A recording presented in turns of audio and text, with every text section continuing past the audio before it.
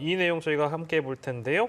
최진봉 성공회대 교수는 함께 해주실 거고요. 손정혜 변호사 이슈큐브에 모셨습니다. 어서 오십시오. 안녕하세요. 예, 저희가 취재 기자가 정리를 해주긴 했는데 일단은 3명이 재판에 넘어간 상황입니다. 불구속 기소가 된 상황인데 그간에 있었던 상황들이 워낙에 좀 많아서 어떻게 오늘의 이 검찰의 결정을 이해를 해야 될지 모르겠네요. 어떻게 좀 보고 계십니까? 김봉현 전 회장의 옥중 서신을 통해서 현재 검사에게 술 접대를 했을 뿐만 아니라 그 자리에 온 검사가 관련된 수사에 합류하게 됐다라는 취지로 이야기를 했고 술 접대 사실을 폭로하고 수사기관에 알렸음에도 불구하고 수사가 제대로 되지 않았다. 이런 취지로 주장을 했고요. 나아가서는 여권 정치인들과 관련해서 짜맞추기 수사를 했고 야권 정치인들 관련된 수사는 은폐했다라는 취지로 김 전 회장이 주장을 했는데요. 수사 결과가 발표가 된 겁니다. 일단 그날 참여한 검사는 3명입니다. 그리고 접대를 했다라는 김 회장이 있고요. 그리고 소개를 했다고 하는 모 변호사가 같이 참석을 했다라고 알려지고 있는데 금액은 536만 원으로 특정이 됐고요.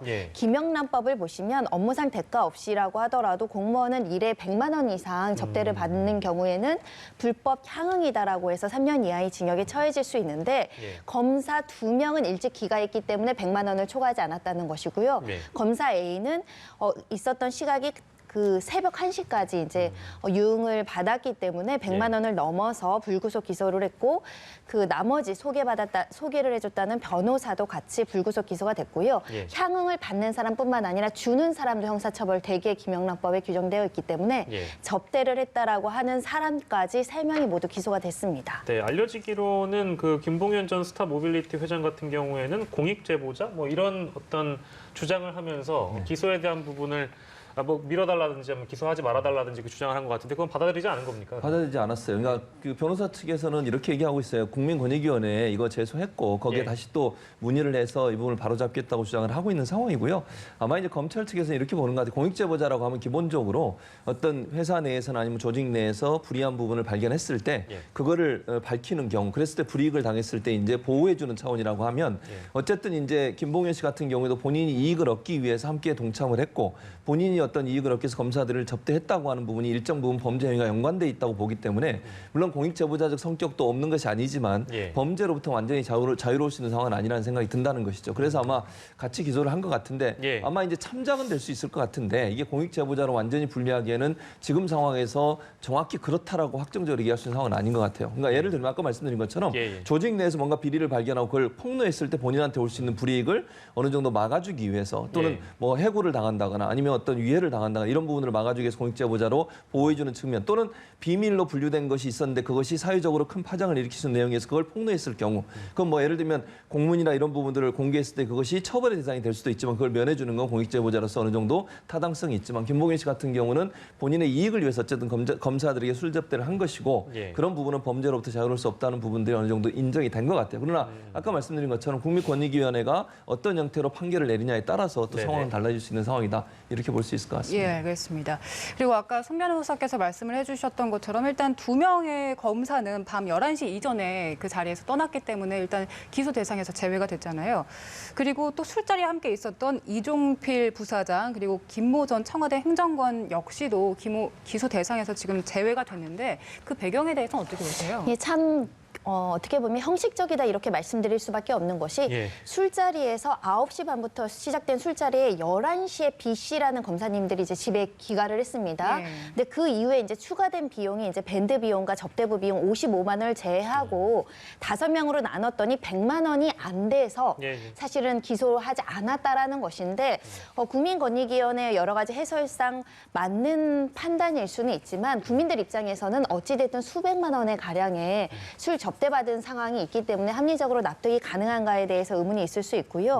두 번째로는 김 전 회장 주장 그 자리에 이종필 전 라임자산운용 부사장도 있었고 김모 전 청와대 행정관도 있었다라고 주장을 했는데 수사 결과는 같은 유흥주점에는 있었지만 다른 방에 있었다는 겁니다. 옆방에 있었고 잠시 인사를 했을 뿐이기 때문에 향응을 수수하지 않았다라고 이제 불기소 처분이 나온 곳인데 예. 실제로 그럴 가능성도 배제하기는 어렵지만 그렇다고 한다면 어찌됐든 라임이라는 이런 큰 어떤 범죄가 발생한 상황에서 그 전에 또 검사들이 술자리에 참석을 했다라는 부분, 더군다나 수십만 원도 아니고 수백만 원의 고가의 술을 접대받았던 상황에 대해서는 검찰 조직 스스로 좀 반성을 많이 해야 되는 부분도 있고 예. 국민들 입장에서도 과연 검찰이 어디까지 이렇게 어떻게 보면 김영란법이 시행이 됐음에도 불구하고 무분별하게 접대를 받는 것이냐 이런 네. 의문을 제기할 수 있는 사건입니다. 예. 예, 말씀해 주신 것처럼 일단 법적으로는 그렇게 판결이 났지만 국민들 시각에서는 사실 좀 이해가 어려운 부분들이 많은데요. 검찰에서 그래서 수사 마무리를 앞두고 시민들을 불러서 사건에 대한 의견을 듣기도 했습니다. 검찰 시민위원회라는 걸 만들었는데 일단 이게 어떤 조직인지부터 설명을 해주시죠. 그러니까 검찰 시민위원회를 왜 만들었냐면 기소 독점권이 검사만 있다 보니까 혹여라도 기소 독점권을 남용해서 혹시 검사들을 두둔하거나 일방적으로 유리하게 판단을 내릴 염려가 있기 때문에 이 폐해를 없애고자 여러 일반 시민들의 의견을 받아서 이 기소권을 행사하는 데 있어서 적절하게 다양한 의견을 듣겠다라는 것인데 네. 이 사건과 관련해서도 검찰 시민위원회에서도 이렇게 한 명만 기소하는 것이 적정하다라고 의견이 나왔다라는 측면은 저희가 또 존중해야 되는 부분이 아닐까라는 생각도 들고요. 예. 혹여나 이거 검찰이 내부 인사들 봐준 거 아니냐 이런 비판을 방지하기 위해서 여러 시민들, 다양한 전문가들에게 의견을 물었으나 결론은 똑같았다라고 합니다. 예, 검찰시민위원회는 그러면 이거 매번 열리는 건 아니잖아요. 필요할 때마다 이제 소집을 한다라고 보시면 될 것 같고요.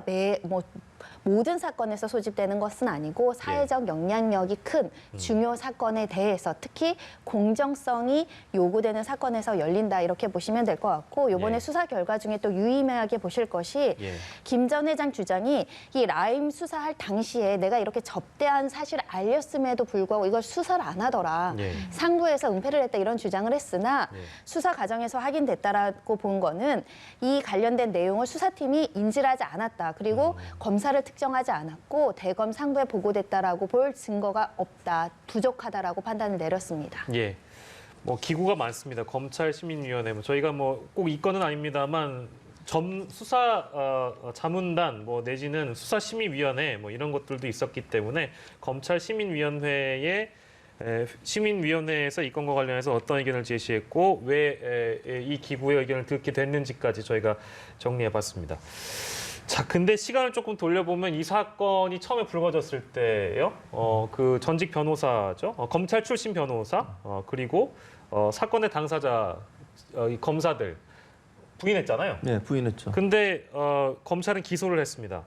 그 의미는 자신이 있다 이렇게 봐도 될까요? 그렇게 봐야 될 것 같은데요. 왜냐하면 검찰이 증거도 없이 기소를 하긴 어렵잖아요. 재판에 가서 이길 수 있는 확률이 없을 때 그걸 기소한다는 거는 뭐 말이 안 된다고 보여지기 때문에 어느 정도 검찰은 증거를 확보했다고 볼 수 있을 것 같아요. 네. 손정희 변호사 설명을 잘 해주셨는데 일단 김 전 회장, 그다음 이종필 전 부사장, 그리고 청와대 전 행정관 모두 다 3명 다 접대한 정황이 있다라고 얘기를 하고 있어요. 즉, 그 검사들과 검사 출신, 검찰 출신 변호사는 아니라고 주장을 하고 있지만 접대를 했다고 하는 사람도 현장에 있었던 사람들은 접대가 맞다라고 지금 일관적으로 얘기하고 있고 대질 신문을 했거든요. 예. 서로 입장이 부딪히는 부분을 봤을 겁니다. 그러면 3명이 일관되게 접대가 이루어졌다라고 얘기하고 있고 접대를 받은 사람 아니라고 얘기하면 그게 한 사람 쪽의 말을 들을 수 없는 것이고요. 예. 또 하나 이 자택하고 사무실을 다 압수수색을 했기 때문에 거기서 어떤 증거가 나왔는지 구체적으로 검찰이 밝히지 않았지만 일정 부분 이를 뒷받침할 수 있는 증거가 나왔을 가능성이 있고 또 접대를 행했다고 하는 그 술집에 대해서 조사를 했습니다.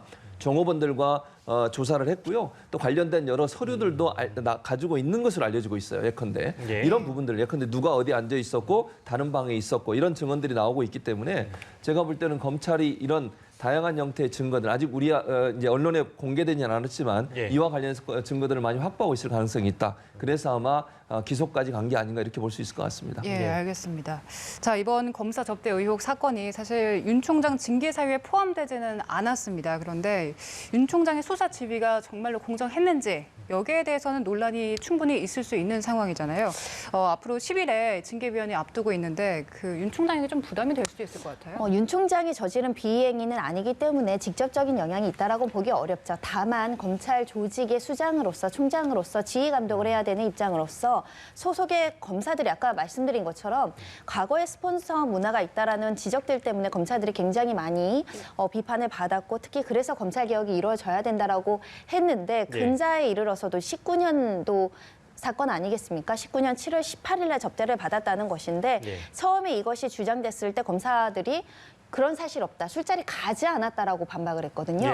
그런데 536만 원이라는 영수증이 제출이 됐고 30명이 넘는 참고인들의 진술을 조사를 받아보니 실제로 검사 3명이 밤 9시 반부터 이 술자리에 참여를 했다라는 것이고 수십만 원의 어떤 접대를 그러니까 수백만 원의 접대를 받았다는 것은 국민들이 실망하고 검찰 개혁이 필요하다라는 또 목소리가 높아질 수 있는 사건이기 때문에 검찰의 자성 노력이 필요하고 특히 지금 기소된 검사에 대한 공소 유지와 관련해서도 내 식구 감사기보다는 이렇게 잘못을 하고 비리를 하는 검사가 있을 때는 마땅히 처벌을 하고 특히 나머지 2명 기소는 되지 않았지만 징계 절차, 감찰 절차가 진행된다라고 합니다. 중징계가 내려져야 되는 사건이 아닌가 합니다. 이게 국민 기대에 부응하는 조치로 보기 어렵다라는 법무부의 반응도 나왔고 유감을 표명한 상황입니다. 정리를 저희 취재 기자가 해주긴 했는데요. 이거 무슨 말인가요, 변호사님? 그러니까 이 관련해서 이제 법원 그 판사님들 분석 문건이 있지 않습니까? 사찰 의혹이 불거진 문건과 관련해서 불상의 경로로 입수를 했다라는 겁니다. 그리고 법무부에 전달을 했다가 이것을 수사 참고 자료로 대검 수사정보 담당관실에서 다시 돌려받았다는데 사실 이 자료를 수집하는 데 있어서 절차가 명확하지 않고 절차에 위법 사항이 있는 거 아니냐라는 지금 수사가 진행돼야 된다는 것이고요. 그 과정에서 법령상 보고 의무가 있음에도 불구하고 막상 보고할 때는 보고하지 않고 오히려 보고하지 않아야 될 법무부 관계자에게 수시로 이것을 알려준 것도 절차 위반이다. 그렇기 때문에 지금 대검 감찰 상과에서 이것을 수사하고 있는데 공정하지 못하다라는 판단 하에 고검에 다시 배당을 했다라는 것은 사실상 대검 감찰 3과가 하는 수사는 믿지 못하겠다. 고검에 다시 배당해서 이 적법 절차를 위반한 사실이 있는지 여부를 엄격하게 수사를 하겠다라는 입장이어서 검찰 조직 내부에서도 팀끼리, 부서끼리 서로 수사 과정의 어떤 공정성, 객관성과 굉장히 마찰이 발생했다라고 보시면 될 것 같습니다. 그 영화에서 보면은 보통 이렇게 열심히 뭔가 이렇게 수사하던 게 있으면 다른 팀에서 와가지고 수사 자료를 다시 확보를 한 다음에 우리가 하겠어 뭐 이제 이런 그림이 연상이 되는 것 같은데 이제 그런 내용으로 보면 되는 겁니다. 그러니까 그러니까 법무부 장관과 검찰총장의 충돌이 이제 수사에서도 결국 일어나게 된 상황이 돼버렸어요. 이 상황을 보면. 그러니까 법무부 장관이 지시를 해서 검찰 상과에서 그러니까 대검 감찰부에서 조사를 했고요. 그리고 감찰부에서 조사를 해서 문제가 있다고 판단해서 이제 실제 수사로 진행이 됐고 검찰 상과가 이걸 받아가지고 압수수색까지 했어요. 실제로. 그래가지고 그 정보 다 받아 지금 수사를 하고 있는데 동일한 수사를 지금 이 검찰 상과는 못 믿겠다고 해서 대검의 차장 검사가 왜냐하면 지금 윤 총장이 이 사건은 본인과 직접적인 연관이 있어요. 왜냐하면 지금 이게 피고인이 누구냐면 피고 대상이 되는 조사 대상이 되는 사람은 윤석열 총장입니다. 직권남용 혐의로 지금 조사를 하고 있거든요. 그러니까 본인은 이걸 지시할 수 없어요. 회피를 할 수밖에 없는 상황이고 대검 차장 검사가 이걸 지시를 해서 고검에서 다시 조사를 해봐라. 그러면 똑같은 사안을 지금 검찰의 두 기관에 조사를 하는 거잖아요. 근데 실제적으로 보면 검찰 상과는 법무부의 지시를 받아서 하고 있고 예컨대. 그다음에 대검에서 지금 고검으로 넘어간 서울 고검은 결국 검찰총장의 지시를 받고 하는 것과 동일한 상황이 돼버린 거죠. 이런 상황이 되면 두 군데에서 조사해서 다른 결과가 나오면 어떻게 할 겁니까, 그러면? 검찰이 이러면 저는 안 된다고 봅니다. 국민들이 볼 때 이게 얼마나 우스운 꼴입니까? 검찰 상과에서 일단 감찰 상과에서 조사를 하고 있으니 조사 내용을 보고 그게 정말 부정확하고 제대로 안 된다면 다시 조사를 할 수 있겠지만 같은 사안에서 이렇게 다른 부서가 같은 사안을 조사해서 다른 결과가 도출하게 되면 국민들은 그때는 정말 검찰을 못 믿습니다. 검찰이 정말 조직의 어떤 이기주의라고 하는 부분 때문에 이런 거 아니냐는 비판을 면할 수 없기 때문에 저는 대검이 왜 이런 행동을 했는지가 이해가 안 돼요. 물론 대검은 지금 감찰 3과가 공정성을 잃었다라고 주장하면서 지금 얘기를 하고 있기 때문에 이 부분은 뭐 본인들의 주장이긴 합니다만 그럼에도 불구하고 이런 모습이 결국 국민들 볼 때는 상당히 의아하기도 하고 이해 안 되는 그런 행동이 아닌가 하는 생각이 듭니다. 마지막으로요. 이 건과 관련해서 마지막으로요. 그러니까 지금 이런 일이 벌어진 데 대해서는 그러니까 두 가지를 여쭙고 싶은데요. 변호사님께는 이게 첫째로 굉장히 이례적인 일인 것인가에 대한 부분이고 두 번째로는 최근까지 있어왔던 추미애 장관과 윤석열 검찰총장과의 갈등의 연장선상에 있는 문제라고 봐야 되는 것인가? 두 가지입니다. 어떻게 두 가지 맞습니다. 질문해 주시겠어요? 매우 이례적이라고 하는 것이 지금 법무부나 지금 대검 내부에서도 서로 감찰을 진행하거나 수사를 진행하는데 검사 조직이, 법무부 조직이 절차를 위반했다, 적법 절차를 위반했다라는 주장들이 지금 난무하고 있는 상황이거든요.